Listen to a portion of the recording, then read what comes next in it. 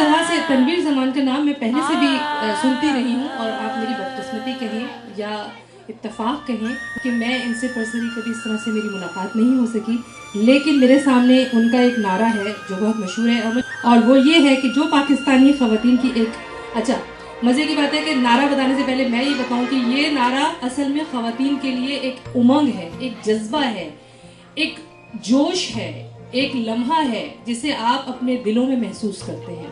اور تنویر زمان نے یہ کہا ہے کہ میں اس وقت تک ایک بھی چوڑی ہاتھوں میں نہیں پہنوں گی جب تک ہر پاکستانی عورت آسودگی کے ساتھ اپنے ہاتھوں میں کنگن پہننے کے قابل نہ ہو جائے. کیا خوبصورت، اور کیا آپ یہ سمجھیے کہ کنگن اور چوڑی وہ چیز ہے جو عورت کی پہچان ہے، اور جس طرح کا ان کا یہ نعرہ ہے اس سے میں ان کے جذبات کی دل سے قدر کرتی ہوں. اور ابھی تو یہ صرف نعرہ آپ نے مجھ سے سنا ہے، اب ان کی باتیں ان سے سنتے ہیں. تو آئیے جی، دعوت دے رہے ہیں ہم تنویر زمان کو کہ تشریف لائیں. تنویر زمانی بھرپور تالیوں میں میرے اور آپ کے درمیان موجود بہت دور سے آئی ہماری مہمان. دیکھیے کہ وہ اپنی Good evening, New Jersey. I'm honored to be here.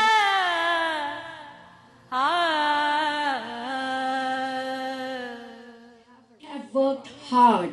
Women like them have worked hard in the past to get all their rights achieved. In 19th century, the women used to live as second-class citizens. They were not allowed to take admissions in the colleges. They were not allowed to represent in the elections. They had no right to vote in the elections. Can you believe that? July is the month that serves as a reminder. On July 19th, 1848, in Seneca Falls Convention in New York, the voice has been raised first time in a small convention of about 300 men and women together. And they got it. They started to raise voice for the rights of the women. And in 1920, after following a few decades, they gained few rights, including the ratification of the 19th Amendment, which grants you right to vote. So from 1776 to 1920, the women were struggling to get their independence from men. Is that right? So all of us were independent. Declaration of Independence has been achieved on July 4th, 1776. Then, afterwards, you would see that today in the US, the women registered voters are more than men registered voters by 8.3 million. And in the universities, the women students make an enormous majority of the enrolled students. Then you will also see that there were several acts afterwards that have been followed and approved, like the Act of Violence Against Women, Act of Sex Discrimination at Work, Act of Family Medical Act Leave, and then Equal Pay Restoration Act has been just approved by President Obama in 2009. So all these things have been going on since 1920. And finally, they have gotten almost all the rights achieved. Except the presidency. Achieving the presidency is still not conquered. And even it's not about South Africa, South Asia. It's not about Latin America or the Middle East women. Even in the United States of America, they have not elected women as the president, as of yet. But 20 years ago in Pakistan, in India and in Bangladesh, there were female, there were ladies, there were PMs, there were prime ministers who were elected in Pakistan. They were women, but they were elected by the system, by the grace of Islam. They were allowed to be elected and rule, and the minds of everyone, minds of the society have accepted that. But what happened? What is still missing today in the entire world, including the United States of America? Why we are all again gathered here when we have approved and gotten all the rights and the laws together, right? There is something missing. There is something missing, and I truly believe that what is missing is our own self-respect, our own security, and our own confidence in ourselves. We don't need to expose our bodies in front of the society. We don't need to walk nude on the beaches to attract men. We don't need to dance on the dancing floors to entertain people. We don't need to show the curves of the body to sell ourselves. We are selling ourselves in the United States and elsewhere in one or the other way approved in our culture. Trust me guys, we are selling ourselves, but we are not earning any respect for ourselves. We are not earning any respect for ourselves. So ये एक लम्हे फिक्र है, ये एक लम्हे फिक्र है हम सब के लिए कि आखिर क्या बात है कि जिस इस्लाम ने हमें इज्जत दी, यूनाइटेड स्टेट्स ऑफ अमेरिका ने 1920 से अपने सारे बिल्स और अपने सारी लॉज में औरत को सारा हक दे दिया, जो मांगा वो दे दिया। डिवोर्स में आपके प्रिविलेजेस हैं, आपका लॉस और बेनिफिट 50-50% है।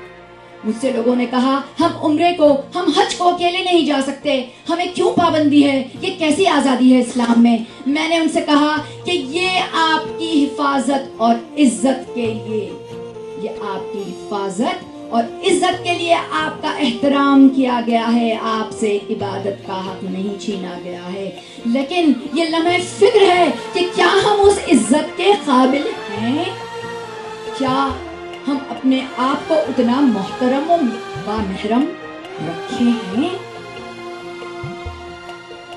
हाँ, कुछ लोग हैं, कुछ हमारी बेटियां हैं जो पाकिस्तान से यहाँ शादी होकर आती हैं, वो बाय कल्चरल क्राइसिस का शिकार होती हैं। वो यहाँ के रूल्स एंड रेगुलेशंस 4 दिन में एडजस्ट कर पा जाती हैं।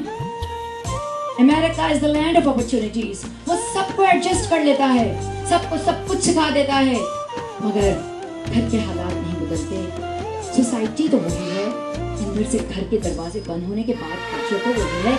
मैं दरख्वास्त करती हूँ, मैं तलकीन करती हूँ अपनी बेटियों को, अपनी बहनों को कि ताहत मुमकिन आप अपनी शादियों को निभाएं, अपने ससुराल की इज्जत करें, अपने सारी फैमिली टाइज को मलहूज रखें कि शादी किसी एक शख्स से नहीं होती, शादी पूरी फैमिली से होती है। लेकिन जब लड़की यहाँ आती है तो देखती है कि माहौल कुछ और है, उसका ओरिएंटेशन हो जाता है यहाँ के रूल्स और रेगुलेशंस और हुकूक के साथ, वो कुछ हालात से गुजरती है, उसको मजबूरन तलाक हो जाती है, उसको तलाक हो जाती है। मगर औरत को मैं यहाँ कहती हूँ कि हम जिंदा हैं, यहाँ से लेके वहाँ तक हम सब जिंदा हैं। लोगों को अपने आप को मजबूत करना होगा, अंदर से कमजोर नहीं समझना होगा। अपने बच्चों पे ना रोएं, उस वक्त हवाले कर दें बच्चे, अगर मांगता है शौहर तो उसके बच्चे हैं, गोश्त संभाले। अपने बाप की पगड़ी का मजाक मत बनाएं। कितना बुरा लगता है जब पाकिस्तान में आपका अपना बाप आपके शौहर के आगे अपनी पगड़ी उतार के रख देता है। कसम है खुदा की, कसम है मुझे बेनजीर भुट्टो शहीद की, आइंदा पाकिस्तान में कोई बाप अपनी बेटी के ससुर के सामने या शौहर के सामने अपनी पगड़ी उतार के ना रखे। हम जिंदा हैं, किसी बाप को अपनी पगड़ी उतार के रखने की जरूरत नहीं। हम अपने आप को मजबूत करेंगे, हम अपने आप को इतना बुलंद करेंगे और अपनी खुदी को इतना बुलंद करेंगे कि हमारे वालिदैन को अपने आप को अपने ससुराल के समधियाने से कमतर समझने की जरूरत नहीं पड़ेगी। लेकिन मेरी बेटियों, खुदा के लिए इतना याद रखो कि मैं आपके बाप को बचा तो रही हूँ पगड़ी उतारने से, मगर आप उसी शादी की महफिलों में मेहंदी और मायूं में डांस मत करो। इस तरह डांस करके उन मर्दों को, अपने कजिन्स को, अपने चचाओं को एंटरटेन मत कीजिए।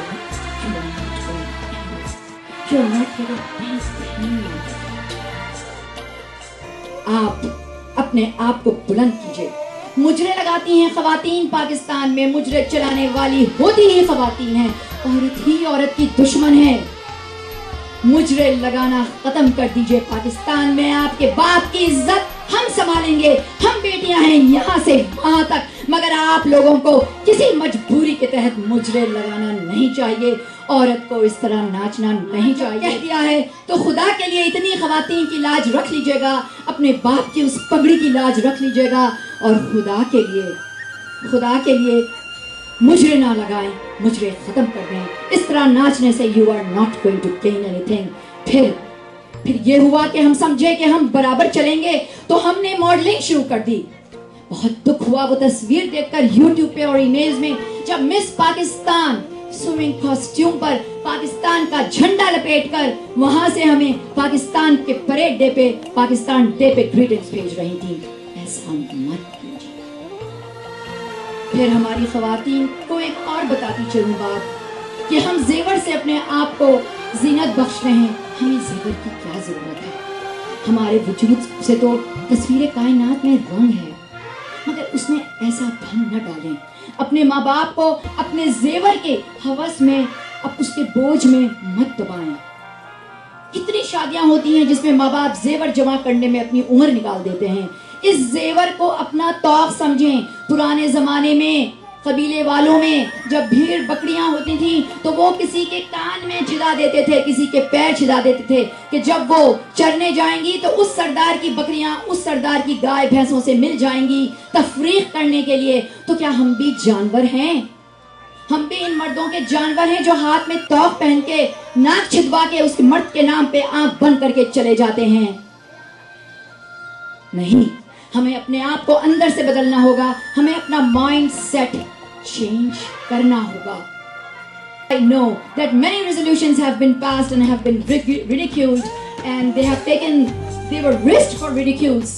They faced negative press. They faced negative press for confronting against the acceptance of society. But they got accepted. मैं इस स्टेज से, इस प्लेटफॉर्म से, Women's Alliance for Achievements के वाफा के प्लेटफॉर्म से आज ये रेजोल्यूशन पास करना चाहती हूँ आप सबकी इजाजत से. The women should not change their last names. They should continue the same premarital last name after their marriages. I understand that the change has not even been initiated in the place like US, but we will give women the sense of not losing their identity by losing their last names. बताइए किस सहीफे, किस constitution और किस jurisprudence के तहत शादी के साथ आखिरी नाम चेंज कर दिए जाते हैं?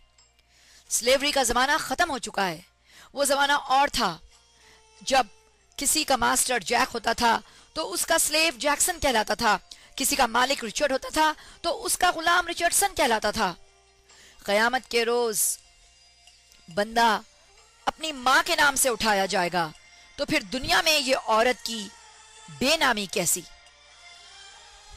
हम माँ हैं, बहन हैं, बेटी हैं, बीवी हैं. हम तो वजीर आजम बनकर भी कमजोर रहे, क्योंकि हमें इज्जत नफ्स से अपनी खुदी को बुलंद करना होगा. तो फिर सारी एनजीओ, सारे एसोसिएशन, सारी फोरम्स और ऑर्गेनाइजेशंस हमारे कदम ब कदम हमारे साथ चलेंगी. पगड़ियां किसी के कदमों में नहीं बल्कि वालिद के सर पर होंगी, और आपके कदमों में नोट नहीं, फूलों की पत्तियां होंगी.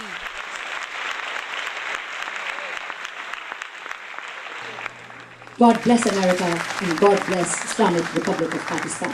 Thank you. हमरे सजनवा हमरा दिल ऐसा तोड़न, ऊ घर बसाइन हमका रास्ता मा छोड़न.